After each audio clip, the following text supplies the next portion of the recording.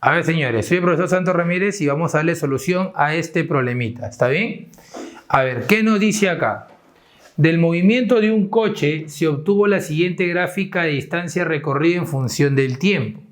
Indique las secciones donde el movimiento es uniforme, acelerado o que el objeto se encuentra en reposo, te dice, ¿no? Y te da la gráfica como tú lo ves acá. Entonces, para darle solución a este problemita, porque es problemita básico, ¿correcto? Para darle solución, lo que yo te voy a explicar primero es algo de la parte teórica, ¿correcto? Por ejemplo, cuando un cuerpo tiene un movimiento, ¿qué cosa? Primero, cuando un cuerpo se encuentra en un estado de reposo, ¿correcto? Cuando un cuerpo se encuentra en un estado de reposo, cuando tú tienes la gráfica, en este caso le denominan o le llaman distancia recorrida y tiempo empleado, ¿correcto? Distancia recorrida versus tiempo empleado. Cuando el cuerpo se encuentra en reposo, jóvenes, significa que la gráfica que te va a arrojar va a ser ¿qué cosa? Una horizontal. ¿Ya qué cosa? Ya que esa posición donde se encuentra el cuerpo permanece constante y no va a cambiar. Entonces, ahí significa que el cuerpo tiene o se encuentra en un estado de reposo. Y yo sé lo que tú me vas a decir, profesor, ya, pues entonces la 4 es reposo. Claro que sí, tienes mucha razón. Ahora, profesor, ¿y cómo es cuando el cuerpo se encuentra con MRU? Cuando el cuerpo se encuentra con MRU, o acá le denominan movimiento uniforme, entonces puede existir dos casos.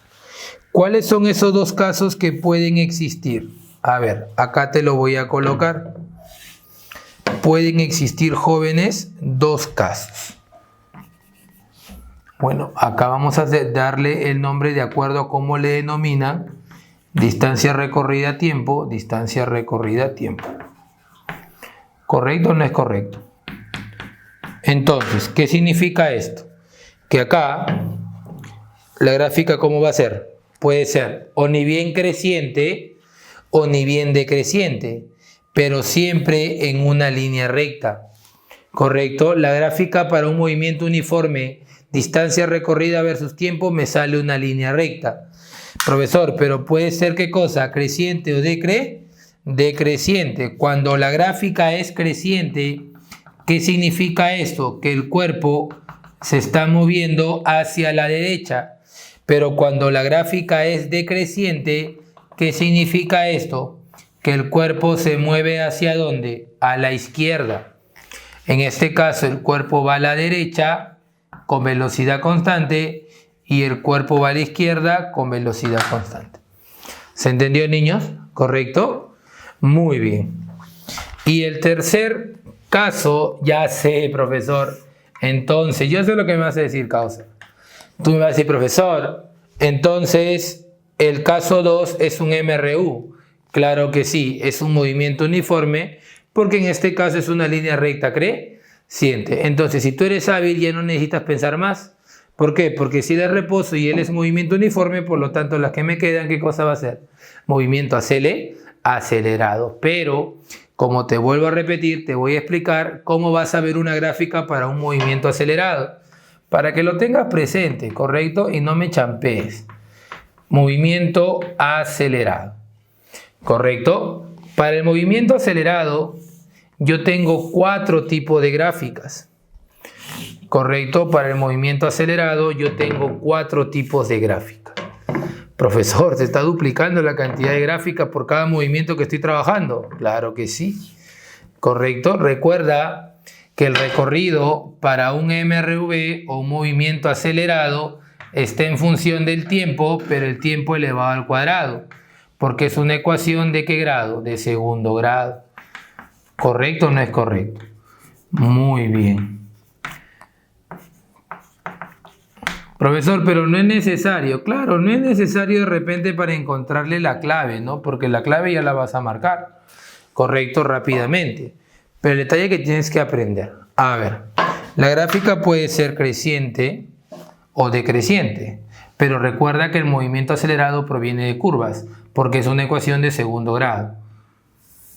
Puede ser creciente o puede ser decreciente. ¿Correcto o no es correcto? O puede ser así. O puede ser así. No, esa ya la vistes. Esa ya la vistes. Me estoy confundiendo. ¿Cómo podría ser la otra gráfica? A ver. Así, ¿no? ¿Correcto o no es correcto, jóvenes? Son 4 tipos de gráficas. Ahora, el detalle, las 4 son movimientos acelerados. Bacán. Pero ahora te pregunto, recuerda que en los movimientos acelerados existen 2 tipos.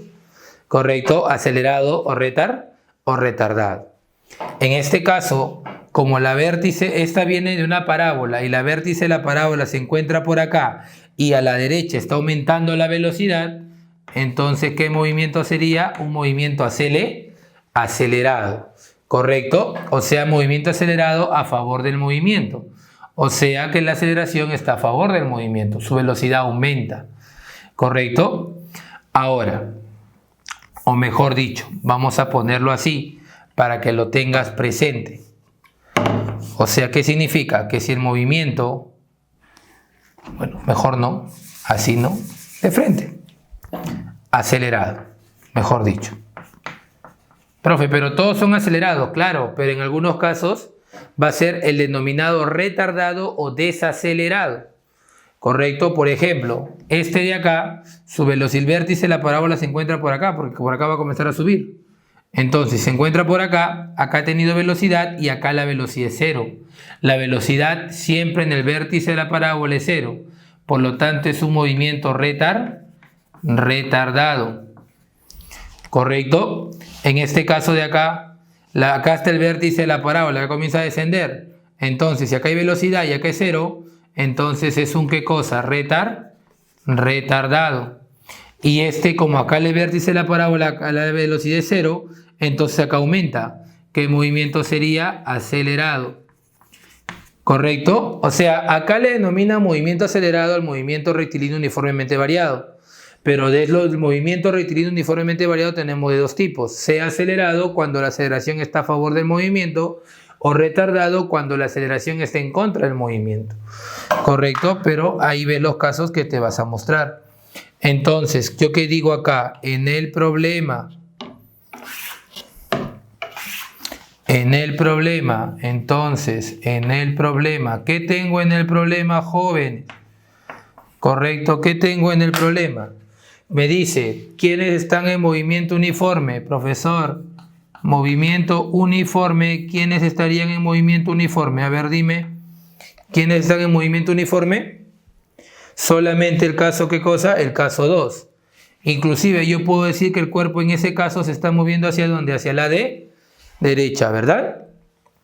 ¿En qué caso tenemos un movimiento acelerado? ¿Correcto? ¿En qué caso tenemos un movimiento acelerado? ¿Correcto? En el caso 1 y en el caso, ¿qué cosa? 3, ¿verdad? En el caso 1 y en el caso 3. O sea, donde hay presencia ¿de quién? De aceleración. En el caso 1 y en el caso 3. Y donde el cuerpo se encuentra en un estado de reposo. ¿Dónde el cuerpo se encuentra en reposo? En el caso, ¿qué cosa? En el caso 4. Entonces, mira tus alternativas y por favor, marca tu clave correcta. Ahora, señores, ahí tenemos un problemito más para que tú lo trabajes como un reto, ¿sí? A ver cómo te sale. Gracias.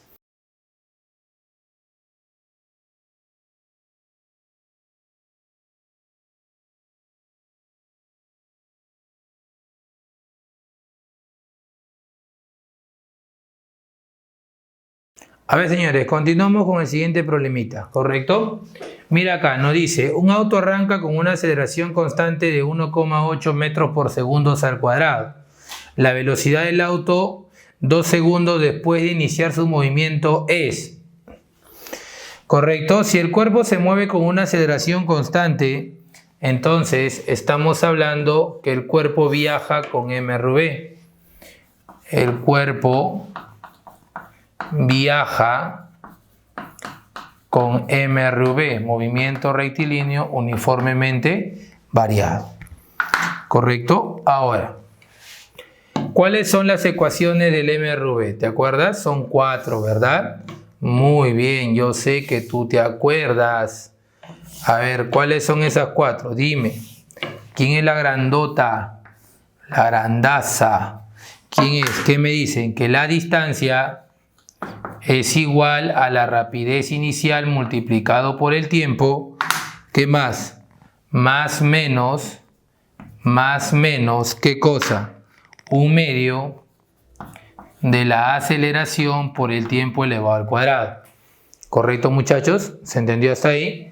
La segunda, ¿cuál es? Rapidez final al cuadrado igual a rapidez inicial al cuadrado. ¿Qué más? Habla.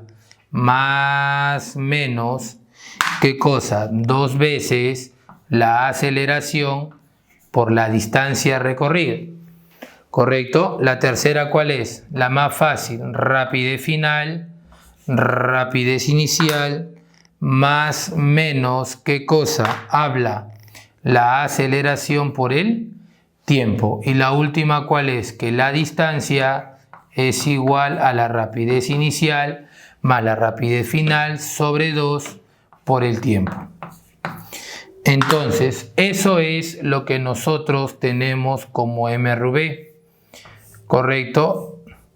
Ahora, si tú te das cuenta, en las 3 primeras ecuaciones llevan el más menos.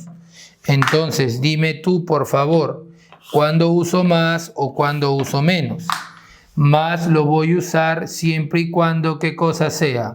¿Un movimiento de qué tipo? Habla, un movimiento acelerado. Y menos cuando voy a usar cuando tengo un movimiento de qué tipo? Retardado. Ahora, bueno, acá le denominamos acelerado siempre y cuando la aceleración esté a favor del movimiento. Y retardado cuando la aceleración esté en contra del movimiento, o sea, la velocidad disminuye.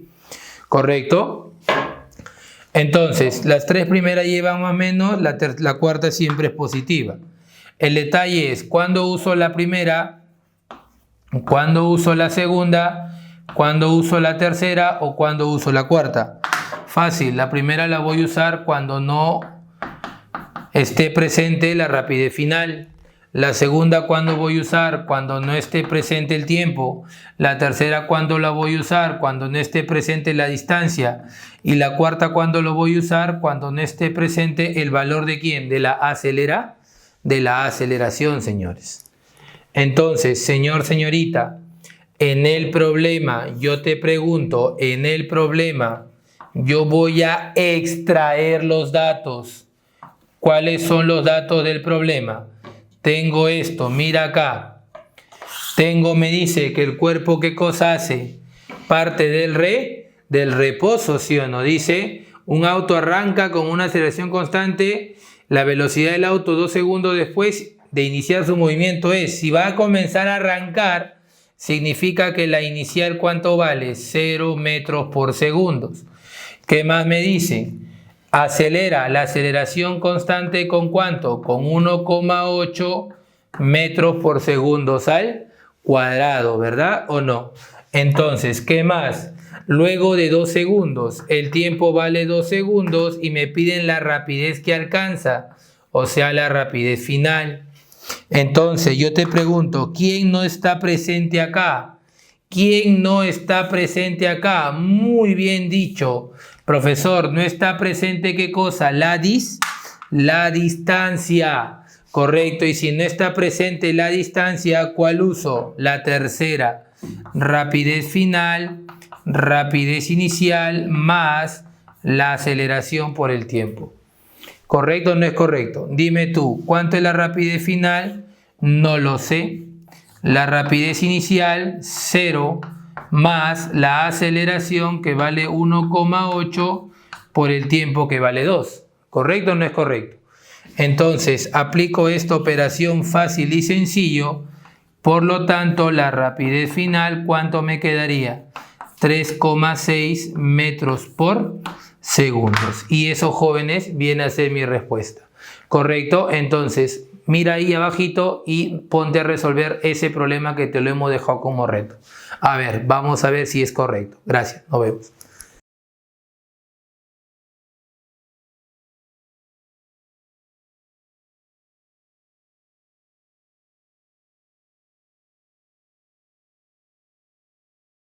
A ver, señores, continuamos con el problemita, ¿está bien? Mi nombre es Santo Ramírez y vamos a darle solución a este ejemplito. A ver, ¿qué nos dicen acá? 3 caballos jalan una carreta de 500 kilogramos en la misma dirección. Cada uno de los caballos ejerce una fuerza de 1500 newtons sobre la carreta. Si no hay fricción entre la carreta y el suelo, la fuerza total con la que está jalada es D. A ver, yo tengo la carreta por acá y la masa de la carreta, ¿cuánto vale? 500 kilogramos. Entonces, yo te pregunto, si la masa es de 500 kilogramos, ¿cuánto es su peso? Correcto, ¿cuánto es su peso o fuerza de gravedad? ¿Ah? Muy bien, sería la masa, que es 500, multiplicado por el valor de G, como no me dicen nada. Ahora, yo sé que tú miras, pero este problema está fácil, hágalo rápido, pero vamos a sacarle provecho al problemita, pues. Por ejemplo, en estos momentos estoy dibujando su diagrama de cuerpo libre. Acá hay una normal 1 y acá hay una normal 2. No hay fricción porque las superficies, ¿cómo son? Lisas, ¿verdad? Correcto. Estas normales son las que apoyan el peso de la carreta. Pero como hay una fuerza resultante horizontal, ¿eso qué significa? De que el cuerpo presenta o va a presentar, ¿qué cosa? Una aceleración, ¿qué cosa? Horizontal, ¿hacia dónde? Hacia la izquierda, como lo puedes observar. Entonces, jóvenes, si a mí me piden calcular la fuerza resultante, porque es lo que te pide el problema, correcto, la fuerza resultante, las verticales se anulan, correcto, el peso anula las dos normales.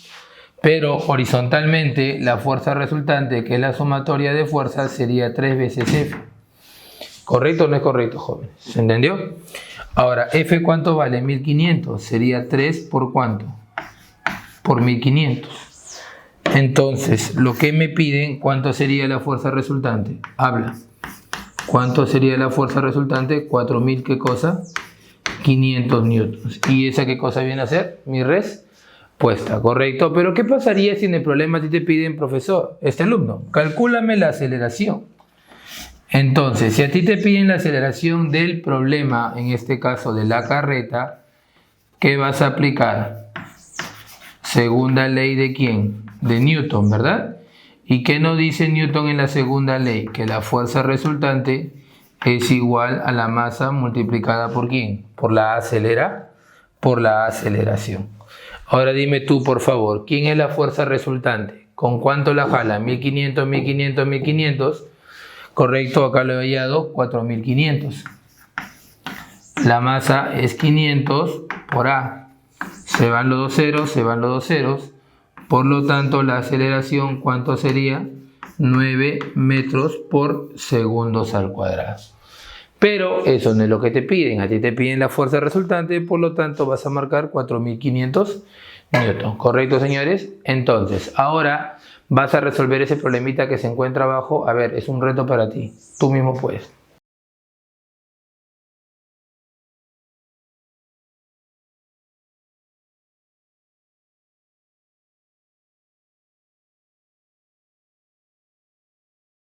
A ver, señores, vamos a continuar con el siguiente problemita. ¿Está bien?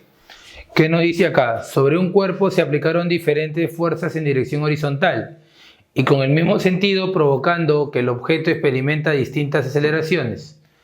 Basándote en la gráfica de los resultados obtenidos, como lo veo acá, obteniendo y despreciando la acción ejercida por la fricción, o sea, estamos hablando de una superficie completamente lisa, ¿correcto?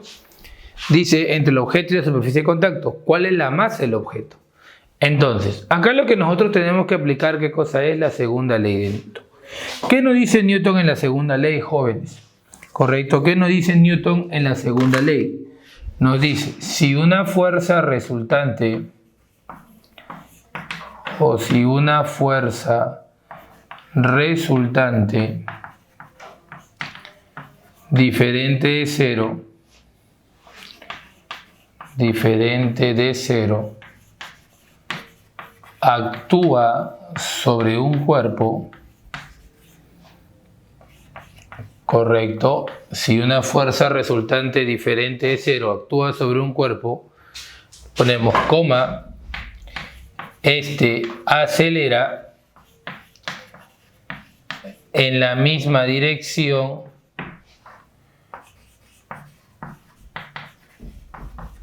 de dicha fuerza resultante. Correcto, acelera en la misma dirección de dicha fuerza, ¿qué cosa? Resultante. Entonces, jóvenes, luego de una secuencia de procedimientos experimentales, correcto, se llega a la conclusión, obviamente en la parte académica, ¿qué cosa? Que la fuerza resultante, trabajamos así, como masa por aceleración, ¿correcto? La fuerza resultante va a ser igual a la masa por la aceleración.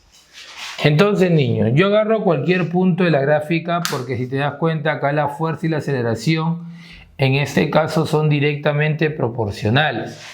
Si yo, por ejemplo, agarro este punto que le llamo punto A, el valor de la fuerza sería ¿cuánto? 4, ¿correcto? Y el valor de la aceleración, ¿cuánto sería? 1,6. Porque cada rayita que tú vas a ver aumenta en 0,1. Entonces, ¿qué me quedaría acá? Para el punto A, dicha fuerza aplicada sobre el cuerpo, ¿cuánto es? 4, ¿cierto o no es cierto? La masa no la conozco y el valor de la aceleración, ¿cuánto sería? 1,6. Entonces, por lo tanto, hago una simple división, el 1,6 lo paso a dividir y me queda que la masa es igual a ¿cuánto? A 2,5 kilogramos, ¿correcto? Ahora, si yo lo quiero probar en otro punto, profesor, no creo que en otro punto la masa salga igual. A ver, agarra cualquier otro punto, por ejemplo, puede ser, a ver, este punto de acá, el punto 1, correcto, llámale punto B. Cuando la fuerza vale 1, correcto, la aceleración, ¿cuánto vale? 0,4, ¿verdad o no es verdad? Entonces yo digo, para el punto B, beta, correcto, la fuerza aplicada sobre el cuerpo, ¿cuánto vale, jóvenes? 1, ¿verdad? ¿Cierto? Es igual a la masa multiplicada por la aceleración. ¿Y cuánto es la aceleración? 0, ¿qué cosa? 0,4, ¿verdad o no es verdad? ¿Se entendió? ¿Sí? Entonces 0,4 pasas a dividir y la masa, ¿cuánto te queda? 2,5, ¿qué cosa? Kilogramos. Te va a salir lo mismo porque, como te acabo de repetir, en este caso veo, debido a que es una función lineal comenzando del 0, 0, la fuerza y la aceleración son directamente proporcionales, donde la constante en este caso viene a ser ¿qué cosa? La masa del cuerpo. Por lo tanto, la masa es constante, no va a cambiar.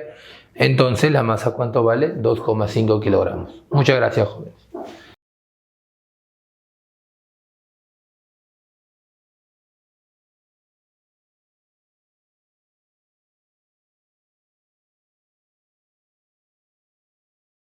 A ver, señores, comenzamos con el siguiente problemita. Correcto, me dice, de trabajo mecánico. A ver, seleccione la situación que ejemplifica la realización de un trabajo mecánico. ¿Correcto?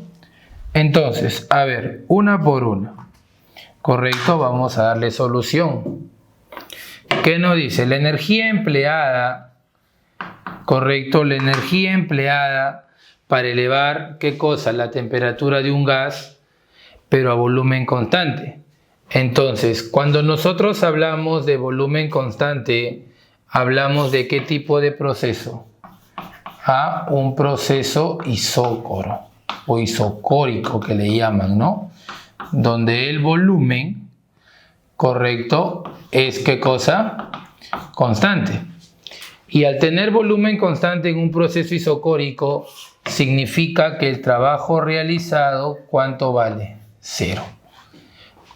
¿Correcto? No presentan ¿qué cosa? Trabajo. Por lo tanto, la A no es. En la B, ¿qué nos dicen? En la B, ¿qué nos dicen? Los kilowatts de hora gastados para mantener encendido un foco durante un cierto tiempo. Ahí nosotros no estamos hablando de trabajo. Ahí se habla de ¿qué cosa? De potencia mecánica. Correcto, se habla de potencia mecánica. Por lo tanto, no estamos refiriéndonos al trabajo mecánico. Correcto. En la alternativa C, ¿qué nos dicen? El aumento de la energía cinética de un objeto con MCU.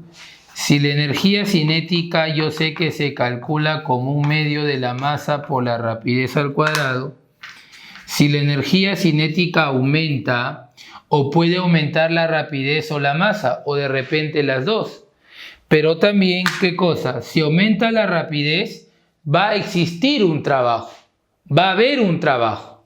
Pero ¿qué pasa si la rapidez la mantenemos constante? No se presenta trabajo alguno.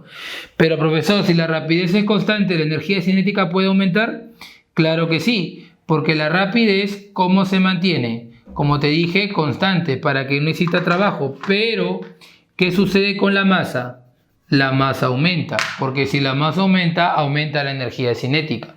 Por lo tanto, acá también nos estamos refiriendo a que no existe, ¿qué cosa? Trabajo mecánico. En cambio, en la alternativa D me dice, al empujar una caja con una fuerza constante para mover a una cierta distancia. Claro que sí, porque la definición de trabajo mecánico es aquella cantidad física escalar, correcto, que realiza una fuerza para poder mover un cuerpo de un lugar a otro. Entonces, por lo tanto, el trabajo mecánico, la ejemplificación correcta, ¿cuál sería? La alternativa D. ¿Correcto? Y esa sería mi clave. Eso es todo, señores. Muchas gracias.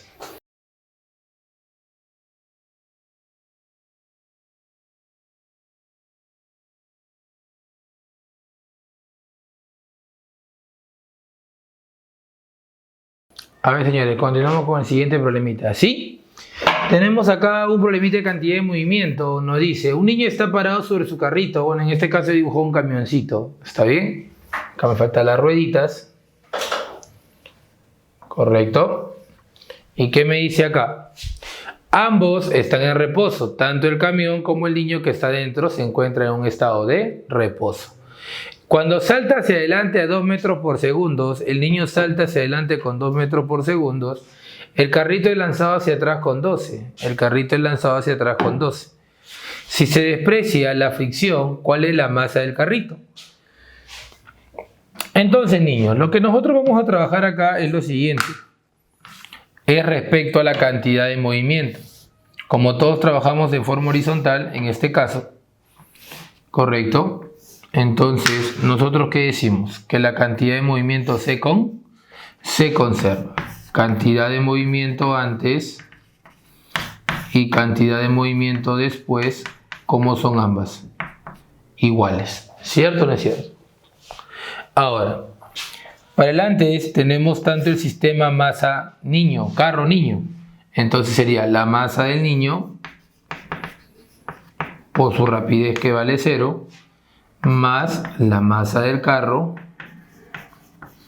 por su rapidez que también ¿cuánto vale? 0. Ahí está. ¿Verdad? En este caso, en el otro sería la masa del niño. Como va a la derecha, le pongo positivo, más 2.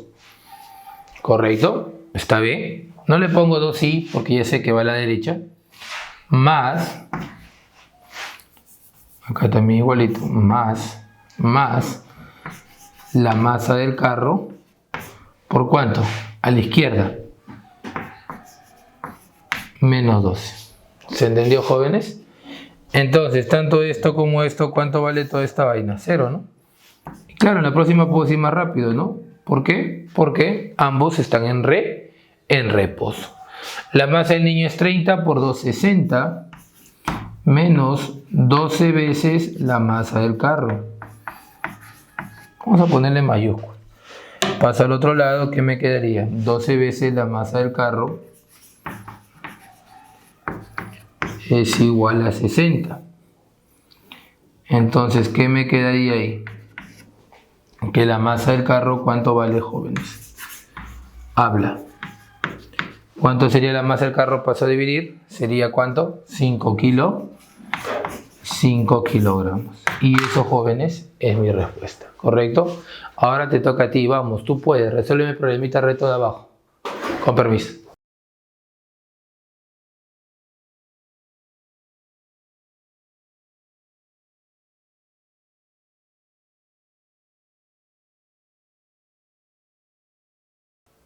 A ver, señores, continuamos con el siguiente problemita de fenómenos térmicos. ¿Qué nos dice acá?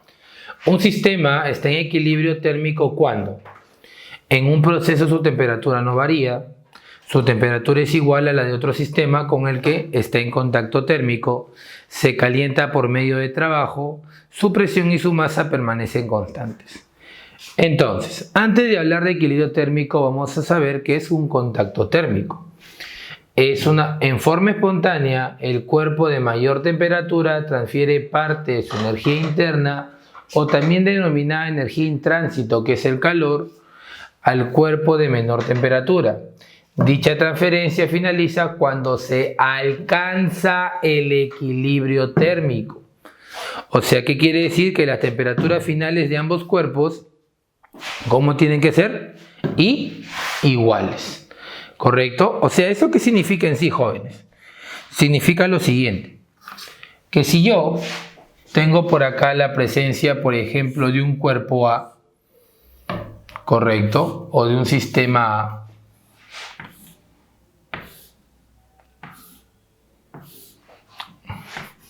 y tengo otro de un sistema B, este tiene una temperatura en A y este tiene una temperatura en B. Y recuerda que la temperatura en A es mayor que la temperatura en ¿dónde? En B. Entonces, jóvenes, al ser A un cuerpo de mayor temperatura y yo los pongo en un contacto térmico, ¿correcto? Entonces el cuerpo de mayor temperatura le va a dar, ¿qué le va a dar? ¿Qué cosa? Energía.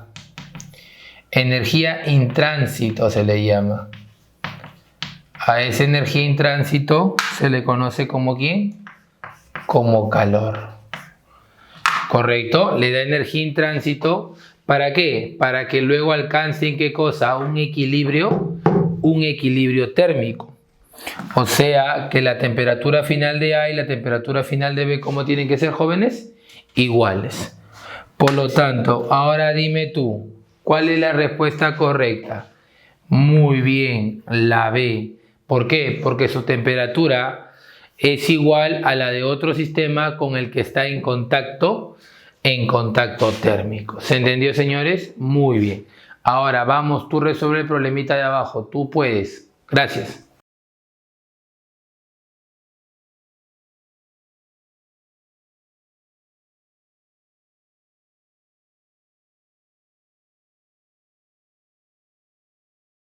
A ver, señores, continuamos con el siguiente problemita de fenómenos térmicos, ¿correcto? Nos dice, para convertir un valor de temperatura de Celsius, TC, a su valor equivalente en la escala Kelvin, TK, de temperaturas, se emplea la expresión. A ver, primero, vamos a definir qué cosa es temperatura, ¿está bien? Temperatura es una propiedad fundamental de ¿quién? De la materia. A nivel microscópico nos da una idea del grado de agitación molecular o atómica en el interior de la sustancia. Y a nivel macroscópico nos da el grado de frialdad o calidez que presenta un cuerpo. ¿Correcto? Entonces, acá vamos a poner la equivalencia en las tres escalas más conocidas de la temperatura. ¿Correcto? Que es grado Celsius, Kelvin y grado Fahrenheit. La temperatura en grados Celsius sobre 5 es igual a la temperatura en Kelvin menos 273 sobre 5 igual a la temperatura en grados Fahrenheit menos 32 sobre ¿cuánto? Sobre 9. ¿Correcto, jóvenes? Esa es nuestra equivalencia. ¿Correcto? De las tres de las tres escalas de la temperatura más usadas. Pero yo solamente voy a agarrar de Celsius y de Kelvin. Temperatura en Celsius sobre 5. Temperatura en Celsius sobre 5 es igual a la temperatura en Kelvin menos 273 también sobre 5. Estas dos se van, ¿verdad? ¿O no es verdad? Y si paso a sumar al otro lado, me quedaría la temperatura en Kelvin, que es TK. El 273 para sumar sería temperatura en Celsius, TC, más 200, ¿cuánto? 73. Y eso, jóvenes, vendría a ser, ¿qué cosa? Mi respuesta. Eso es todo, amigos. Gracias.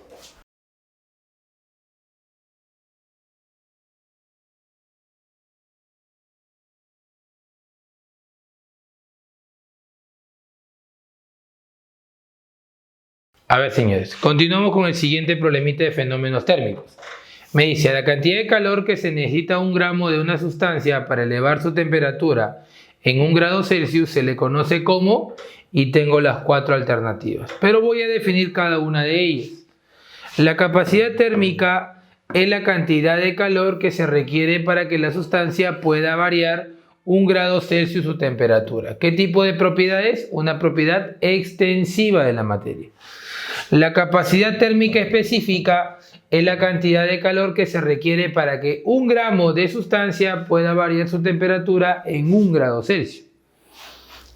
Y el calor latente, ¿correcto?, es la cantidad de calor necesario para que 1 gramo de una sustancia cambie de fase. Por eso acá hay fusión o vaporización. Fusión es cuando pasa de ¿qué cosa? De sólido a líquido, y vaporización cuando pasa de líquido a vapor. Son calores latentes. Esto me sirve netamente para hacer cambios de fase. Por lo tanto, la clave B y la clave C se descartan, porque yo en ningún momento estoy cambiando de fase. O es capacidad térmica o es capacidad térmica específica. ¿Correcto? Siendo él una propiedad extensiva y él una propiedad intensiva. ¿Correcto? Por lo tanto, pero acá me dice para que 1 gramo de una sustancia, o sea, te están especificando de 1 gramazo. Entonces, ¿de quién estaríamos hablando de las dos? Capacidad térmica específica. Por lo tanto, la alternativa de la pregunta es ¿quién? La clave D. ¿Se entendió, señores? Ahora te toca a ti. Resuelve el problemita que se encuentra abajo. Gracias.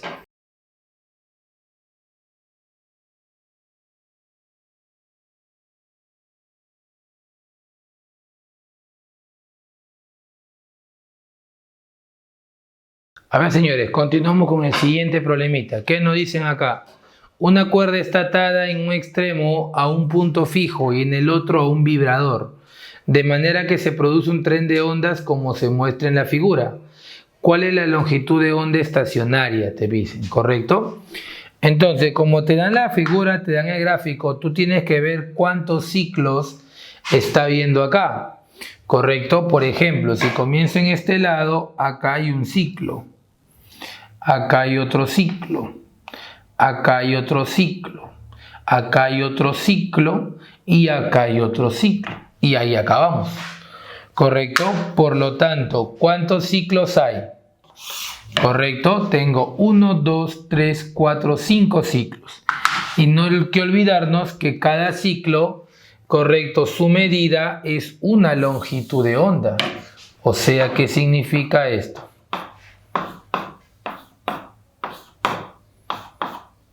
Lambda, lambda, lambda, lambda y lambda. ¿Correcto o no es correcto? ¿Vamos bien? Entonces, muchachos jóvenes, ¿qué significa eso? Que 5 veces la longitud de onda me da 90, ¿qué cosa? Entonces, ¿cuánto es lambda? Sería 18 centímetros por ¿qué cosa? Por ciclo. ¿Se entendió, jóvenes? Y esa es mi respuesta. Pero vamos a aprovechar la pregunta, ¿correcto? Por ejemplo, vamos a hablar de ondas mecánicas. ¿Qué es una onda mecánica? ¿Qué propiedades tiene? A ver, como repasando lo que tú has aprendido. Una onda mecánica es aquel tipo de onda, ¿correcto?, o aquella perturbación que transmite, ¿qué cosa? ¿Qué transmite una onda?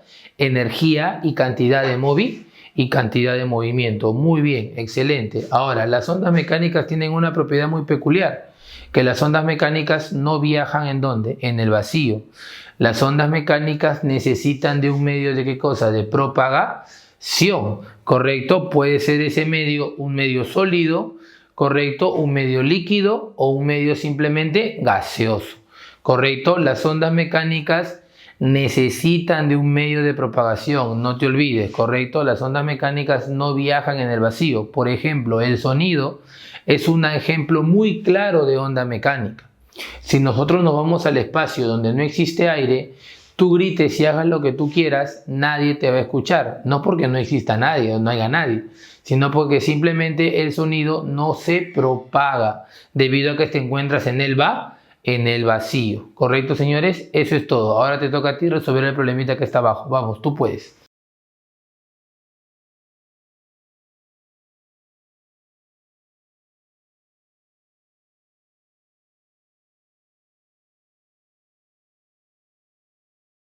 A ver, jóvenes, continuamos con el siguiente problemita, ¿está bien?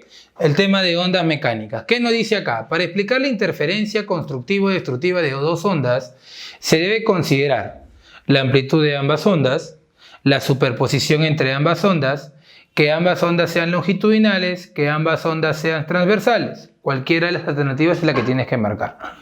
Pero antes de marcar, vamos a ver esta parte de acá. ¿Qué nos dice? Cuando varias ondas, correcto, se combinan en un punto, el desplazamiento de cualquier elemento de medio en un tiempo dado es la suma vectorial de los desplazamientos que producirá cada onda de forma individual, que actúe por sí sola, te dice, ¿no? A esto se denomina principio de superposición. Por ejemplo, si yo tengo dos ondas en fase, como puedo observar acá, ¿correcto? Es como por ejemplo cuando haces bullicio, ¿correcto? Si estamos en un salón de clase, la persona delante habla bulla, hace murmuros, la de atrás también, la de atrás también y la de atrás también. Entonces todo ese murmuro se acumula y existe, ¿qué cosa? Una onda como si fuese una onda resultante, ¿correcto? Se van a sumar. Ese tipo de ondas van a estar en fase, ¿correcto? ¿Eso qué significa? Que las ondas aumentan, crecen. ¿Correcto o no es correcto? A esto se le denomina ondas constructivas. ¿Correcto? Se le denomina ondas constructivas. En cambio, cuando tengo ondas completamente desfasadas, ¿correcto? Cuando acá en el pico es máximo, acá es el valle. ¿Correcto? Acá estamos dando una cresta de un valle y de una cresta. Entonces, ¿eso qué significa, jóvenes? Que la onda simplemente es destructiva, las ondas. O sea, prácticamente en la función sale como una línea. ¿Correcto? Entonces, jóvenes, ¿cuál es la clave correcta de esto de acá? Para explicar la interferencia constructivo-destructiva de ondas se debe considerar ¿qué cosa?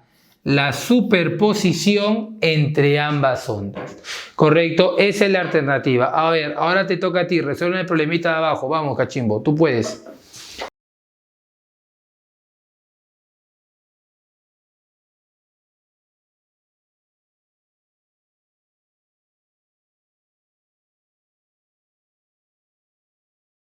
A ver, señores, vamos a continuar con este problemita de electrodinámica, ¿se entendió? Me dice, un circuito de una pila con un voltaje conocido V volts y 4 resistores conectados en serie que presentan la misma resistencia, desconocida de R ohms. Si por el circuito circula una corriente conocida de I ampere, ¿qué expresión nos sirve para calcular el valor de R? Entonces, jóvenes, nosotros vamos a tener nuestro circuito mostrado, ¿correcto? Nuestro circuito presenta 4 resistencias conectadas ¿en qué cosa? En serie. Entonces, yo tengo esto. Acá tengo una resistencia R, otra resistencia R y otra resistencia R. Las 4 están conectadas ¿en qué cosa? En serie. Y además tengo una pila, un voltaje V. ¿Correcto o no es correcto? Además, ¿qué me dice, jóvenes? Me dice que la intensidad de corriente que sale de la pila para el circuito es I. Y recordemos que la intensidad de corriente sale de la rayita más grande. ¿Por qué? Porque esta presenta mayor potencial que la otra. Recuerda que la corriente eléctrica va de mayor a menor potencial. Entonces, si yo quiero calcular el valor de R, entonces yo sé que voy a aplicar la ley de Ohm. Pero antes de ello analizo mi resistencia equivalente. Recuerda que están conectadas ¿en qué cosa? En serie. Por lo tanto, la resistencia equivalente simplemente sería la suma de las resistencias, como lo puedes observar. Entonces, ¿cuánto sería mi resistencia equivalente? Habla, ¿cuánto sería? 4 veces R. ¿Se entendió, jóvenes? ¿Correcto? Muy bien. Ahora sí, dime tú, ¿qué cosa vas a aplicar acá? La famosa, ¿qué cosa? Ley de Ohm. Recuerda que la ley de Ohm se trabaja solamente para materiales ómnicos, ¿correcto? Y nosotros de la ley de Ohm tenemos una de las relaciones, es la siguiente, el famoso BIR, ¿correcto? O sea, la diferencia de potencial es igual a la intensidad de corriente multiplicado por la resistencia. Vuelvo a repetir, eso solamente es una de las relaciones. Entonces, si yo estoy hablando para el circuito, entonces para el circuito, ¿qué voy a tener? Que el voltaje de la pila es V, la intensidad de corriente es I, y la resistencia equivalente, ¿cuánto vale? 4 veces R. Entonces, jóvenes, ¿qué tengo acá? Que R, ¿cómo lo calculo? Como el voltaje, que es V, sobre 4 veces, ¿qué cosa? La intensidad de corriente, ¿correcto? Y de esa manera calculo el valor de R. Muchas gracias, joven.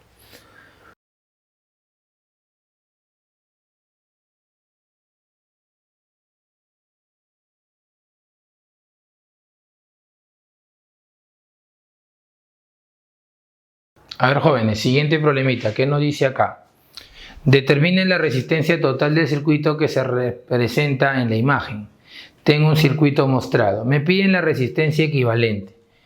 Entonces, lo primero que yo voy a hacer acá es lo siguiente. Me di cuenta que él con él, ¿en qué están? En paralela, ¿verdad? Estas dos, ¿en qué están, jóvenes? En paralelas. Entonces, la resistencia equivalente entre esas dos, que le voy a poner como una resistencia equivalente prima, porque no es la total, ¿cómo se calcula? Como son paralelas de dos resistencias, simplemente sería el producto sobre la suma. ¿Correcto? Sería producto sobre ¿quién? Sobre la suma. ¿Cuánto es el producto? 6 por 4, ¿cuánto es?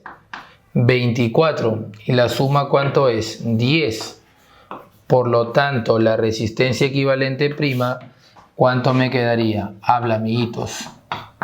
¿Ah? 2,4, ¿qué cosa? Ohm. Entonces, el circuito me quedaría de la siguiente manera. Ya no me va a quedar igual, es obvio y lógico, porque ya esas dos resistencias, ¿qué cosa he hecho? Las he juntado.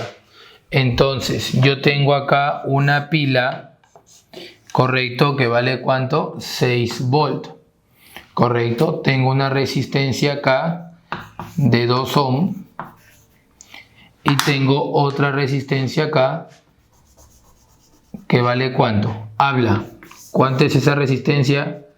2,4 ohm. Ahora, esas dos que me quedan, ¿en qué están? En serie. Profesor, ¿y cómo usted sabe que están en serie? Porque la corriente que sale del mayor potencial, correcto, hacia el menor potencial, de más a menos va así, la intensidad de corriente no sufre repartimiento alguno. O sea, la intensidad de corriente tanto para él y para él, ¿cómo son? Iguales. Por lo tanto, ¿eso qué significa? De que estas dos, ¿en qué están conectadas? En serie. Y si están conectadas en serie y son las dos últimas resistencias, ¿yo qué voy a decir? Entonces, la resistencia equivalente sería la conexión en serie que presentan esas dos resistencias, ¿o no? Jóvenes, ¿se entendió? Entonces, ¿cuánto sería la suma de las resistencias? 2 más 2,4, ¿verdad? ¿Cierto o no es cierto? Sería 2 más 2,4. Por lo tanto, la resistencia equivalente total, ¿cuánto me quedaría? 4,4 ¿qué cosa? Ohm. ¿Se entendió, jóvenes? Eso es todo, muchachos. Gracias.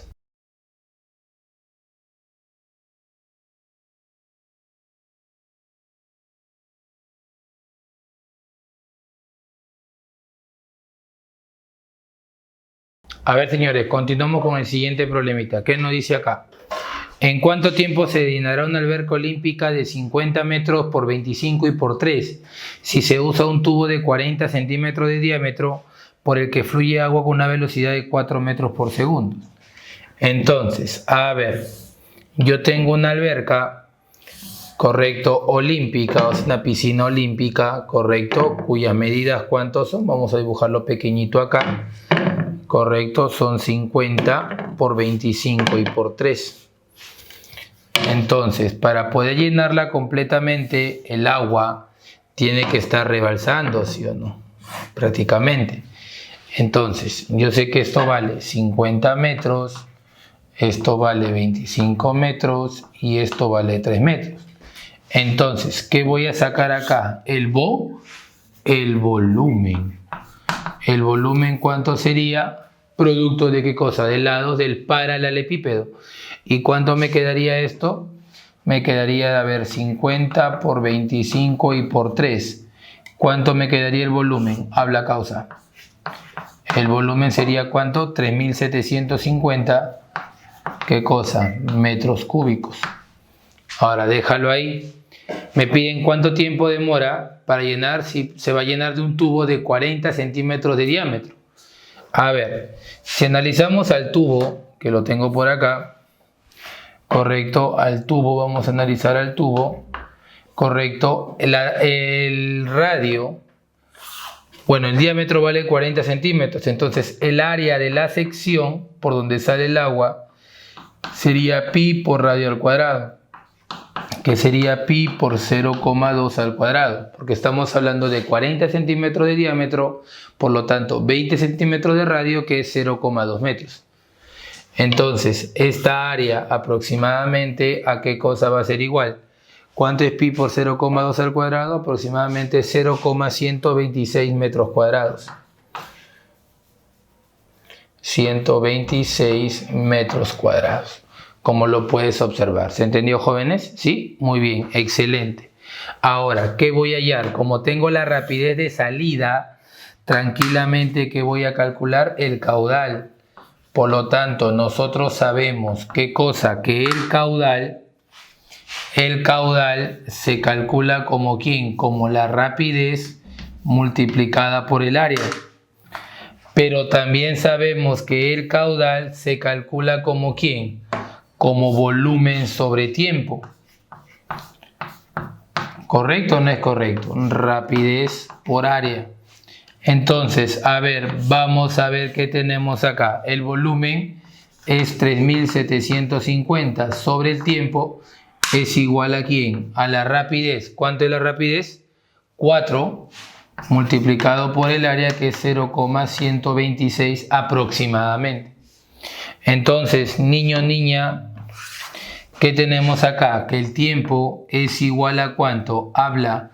¿Cuánto va a ser el tiempo en esa parte de ahí?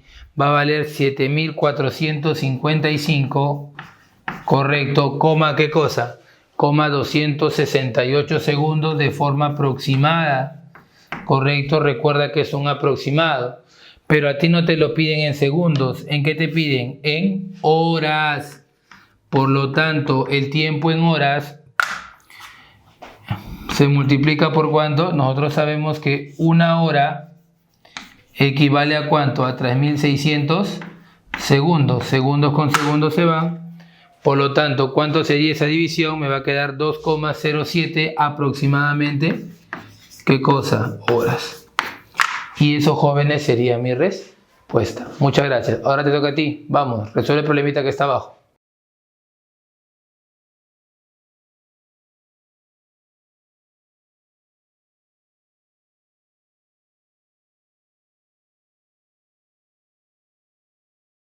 A ver, señores, con el siguiente problemita de ondas electromagnéticas. Me dice, el índice de refracción del cuarzo es de 1,544. ¿Con qué velocidad se propaga la luz en él? Entonces, si hablamos de la refracción de la luz netamente, la refracción hablamos de un rebote, ¿correcto? No, miento, esa es reflexión. La refracción es cuando la luz va a entrar, pasa de un medio a otro, ¿correcto? La reflexión es el rebote. La refracción es cuando la luz pasa de un medio a otro. Ahora, cuando la luz, ¿correcto?, pasa de un medio a otro, sufre desviación. Y eso va a depender, ¿correcto?, de qué índice de refracción a qué otro índice de refracción está pasando. ¿Correcto? Depende de eso, va a haber una desviación. Y ahí se cumple la famosa ley de Snell. ¿Correcto? Pero lo que nos piden es algo básico, sencillo, facilito. ¿Qué nos dicen? ¿Cuál es la velocidad de propagación de la luz en él? Entonces, podemos decir acá nosotros, a ver, dándole solución al problemita. Solución. ¿Qué podemos decir, profesor? Nosotros sabemos. ¿Qué es lo que sabemos nosotros? Que ese índice de refracción, que es una cantidad adimensional, correcto, que presenta cada sustancia, ¿cómo se calcula ese índice de refracción? El índice de refracción n se calcula como ¿quién? Como la velocidad de la luz sobre la rapidez de la onda electromagnética. ¿Correcto? En dicho medio. O sea, en este caso, ¿de qué estaríamos hablando? Del cuarzo, ¿verdad, jóvenes? Entonces, a ver, muchachos, n te dice que vale 1,544. La velocidad de la luz vale 3 por 10 a la 8 metros por segundo, pero como veo en las claves está en kilómetros por segundo, lo pongo como 3 por 10 a la 5 kilómetros por segundo. Para que la rapidez de la onda en el medio me dé igual. ¿Correcto? ¿Se entendió? Entonces, la rapidez en el medio, ¿a qué cosa sería igual? A los 3 por 10 a la 5, que estaríamos hablando de 300.000. ¿Correcto o no es correcto? Sobre 1,544. Por lo tanto, señor, señorita, con lágrimas en los ojos, la rapidez en dicho medio, ¿cuánto equivale? A ver, divídelo por favor. Eso te va a salir 194.000. ¿Qué cosa? Habla. A ver, vamos a dividir mejor. Vamos a dividir. ¿Cómo sería? 300.000 entre 1,544. A ver. Calculadora. Acá está. 300.000 entre 1,544 sería 194.300 aproximadamente. ¿Qué cosa, jóvenes? Kilómetros por segundos. Y eso, jóvenes, sería mi respuesta. Muchas gracias.